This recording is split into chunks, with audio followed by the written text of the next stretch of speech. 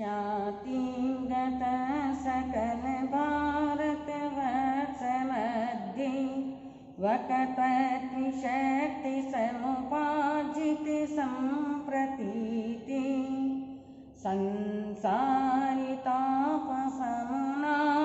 सुधा समाना श्री चौथमल गुरुजेन दिवाकरो भूतम् श्री चौथमल गुरुजेन दिवाकरो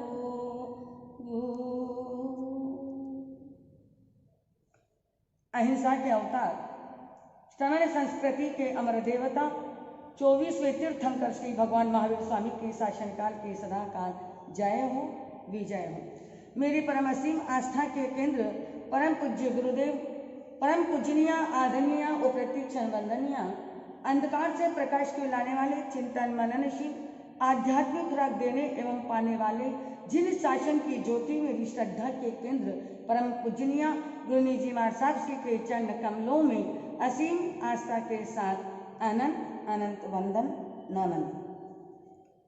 प्रभु महावीर ने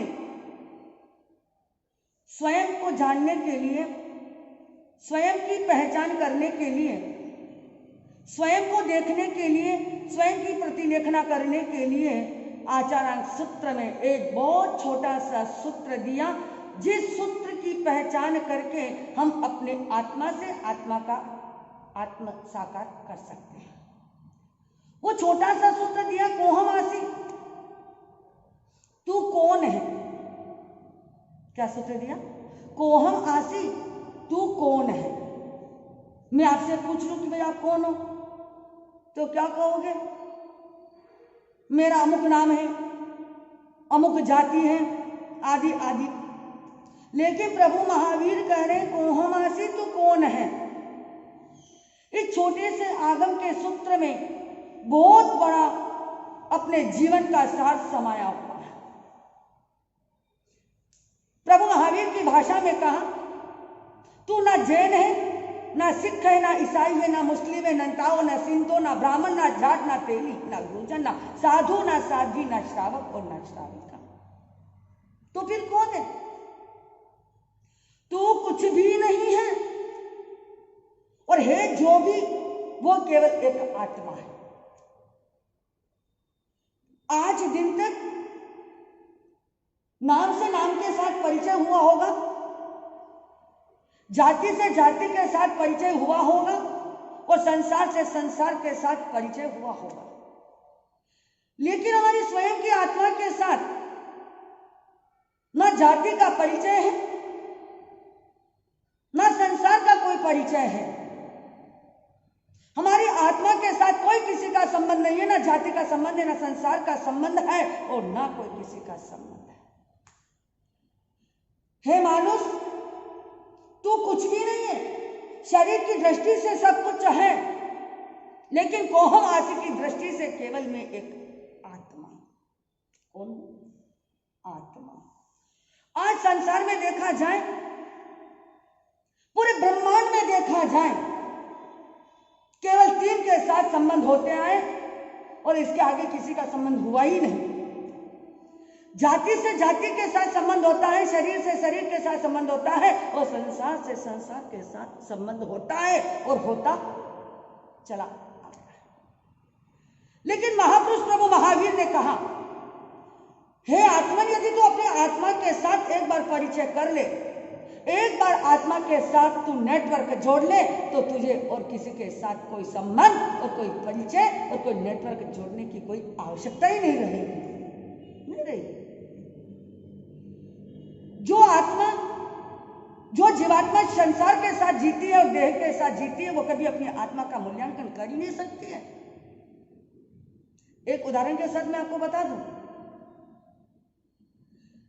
3 व्यक्ति, जिसका नाम है रोगी भोगी योगी। क्या नाम है? रोगी भोगी योगी। वो जहां यहां वहां तहां कहीं भी जाते, तीनों साथ में जाते। एक दिन तीनों व्यक्ति अपने घर से, अपने अपने घरों से बाहर निकले और एक मेन चौराहे पर जाकर बैठ गए। उधर से एक सज्जन मानुस आया और रोगी के पास आकर के बोला, भाई मैं तेरे से प्रश्न पूछना चाहता हूं। रोगी ने कहा, बोलो मैं प्रश्न पूछो, पूछना तो पूछ लो। उस सज्जन व्यक्ति ने कहा, जिस संसार में तू रहता है, जिस संसार में तू जीता है और जिस संसार में अपने जीवन की यात्रा को कर रहा है, वो संसार तुझे कैसा लगता है? ये सुनकर के रोगी की आंखों से चहुधारा बहने लगी, रोने लगा और रोते रोते बोला, अरे भले मानुस, तूने किससे प्रश्न पूछा? मेरे से, कि तुझे संसार कैसा लगता है? और रोगी ने रोते हुए कहा, हे भले मानुस, जब से मैंने संसार में जन्म लिया है तब से लेकर मैं आज दिन तक संसार में दुख ही दुख और पीड़ा ही पीड़ा झेल रहा हूं। मैंने अभी तक संसार में कोई सुख की अनुभूति नहीं करी और ना सुख का कभी मुझे एहसास हुआ, क्योंकि संसार जहर से भरा हुआ है, संसार कांटों से भरा हुआ है और संसार दुखों से भरा हुआ है। मुझे संसार में कोई आनंद नहीं आता। मैं आपसे पूछना चाहूंगी कि हमारे शरीर में बीमारियां कितनी, रोग कितने? हमारे शरीर के अंदर रोम है 3.5 करोड़ रोम राय, और एक एक रोम में पौने दो बीमारियां लगी हुई हैं। उस बीमारियों का प्लस किया जाए, बीमारियों को जोड़ा जाए, बीमारियों की गिनती करी जाए, उस बीमारियों को गिना जाए तो 5,68,99,584 हमारे और तुम्हारे शरीर के अंदर भरी हुई है। कितनी? 5,68,99,584 बीमारियां तुम्हारे हमारे शरीर के अंदर भरी हुई है। कहां, कौन कौन सी बीमारियों का कहां समाधान करेंगे? तो रोगी ने कहा, मेरे शरीर में सारी बीमारियां हैं और मुझे संसार में कोई आनंद नहीं आया और मैं बीमारियों से दुख झेल रहा हूं, दुख सह रहा हूं और संसार में जी रहा हूं।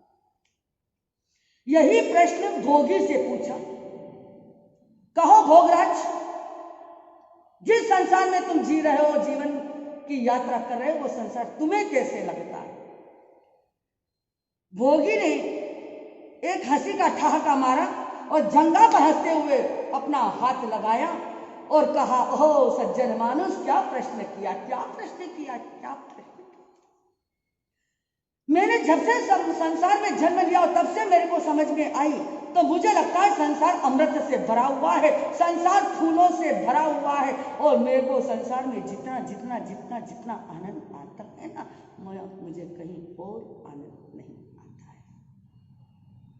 अच्छा, क्योंकि इस भोगी के पास शरीर के सारे सुखोपभोग के साधन उसके पास उपलब्ध थे, तो उसको संसार में बड़ा आनंद आ रहा था। यही प्रश्न एक योगी से पूछा, कहो योगराज,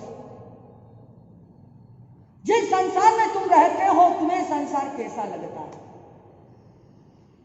योगी ने प्रश्न सुना और बड़ी शांत मुद्रा में, बड़े शांत भावों से उस सज्जन मानुस को प्रश्न का समाधान दिया कि भाई साहब, जिस संसार में मैंने जन्म लिया है और जिस संसार में मैं जी रहा हूं और जिस संसार से मैं यात्रा कर रहा हूं और जिस संसार से मैं गुजर रहा हूं, वो तो संसार केवल एक विचित्र पहेली, संसार एक नाट्यशाला है, विचित्र पहेली है, जहां आत्मा जन्म लेती है और अपना अपना कर्म, अपना अपना फर्ज पूरा करके, अपने अपने कर्म पूरा कर करके वापस यहां से संसार से आत्मा क्या हो जाती है?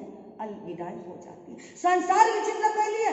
संसार ना दुखों का घर है, ना संसार सुखों का घर है, ना संसार में अमृत है, ना संसार में जहर है, ना संसार फूलों का है और ना संसार सूलों का है। संसार तो एक विचित्र पहेली है जहां आत्मा आती है, जन्म लेती है, जीती है और अपने अपने कर्म पूरा करके वापस यहां से अलविदा हो जाती है।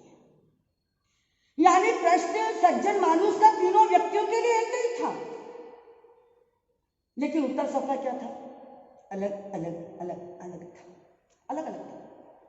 याद रखना, जो योगी की तरह संसार में जीता है और अपने जीते हुए अपने जीवन को समझ लेता है, जीवन को जो समझ लेता है संसार को समझ लेता है, जो संसार को समझ लेता है वो अपने भीतर में रही हुई आत्मा को समझ लेता है। एक बात याद रखना, हमें जो ये जीवन मिला है, हमें जो शरीर मिला है, इस शरीर की कीमत है, ये हमारा शरीर कोई अनमोल नहीं है।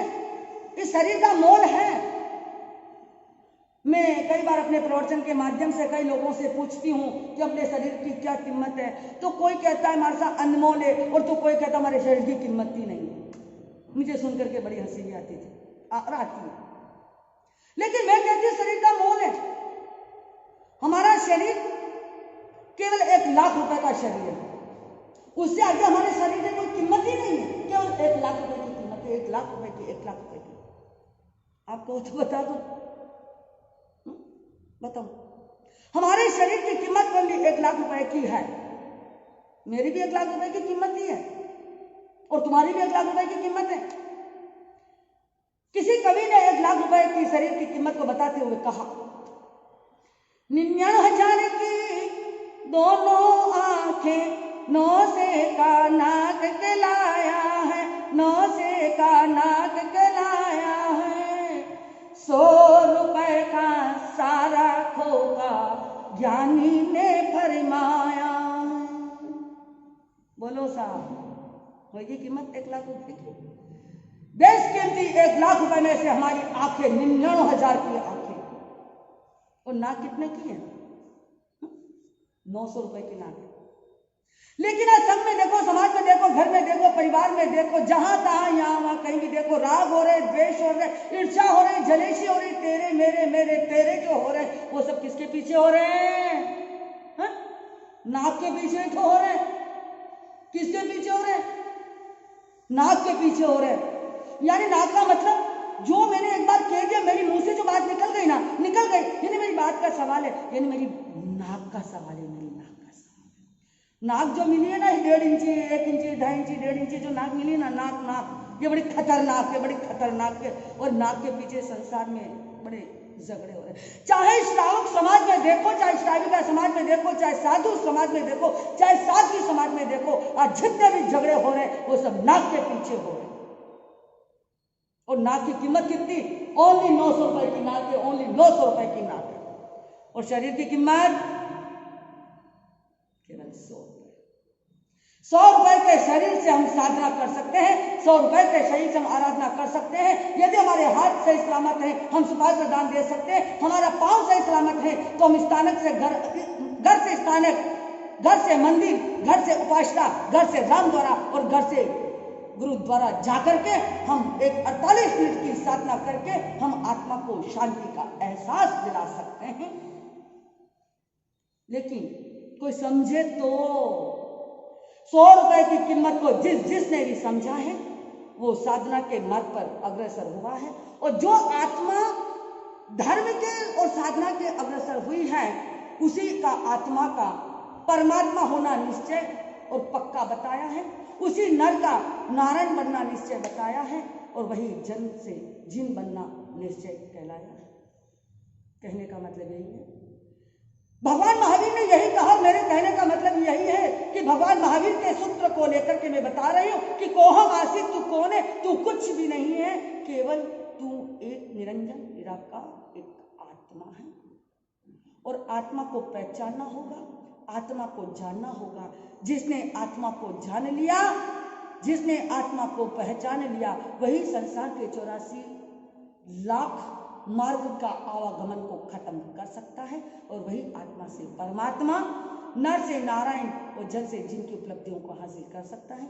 उसी का जीवन, उसी की आत्मा यत्र तत्र सर्वत्र आनंद आनंद को प्राप्त कर सकेगी। इसी मंगल मनीषा के साथ ओम शांति शांति।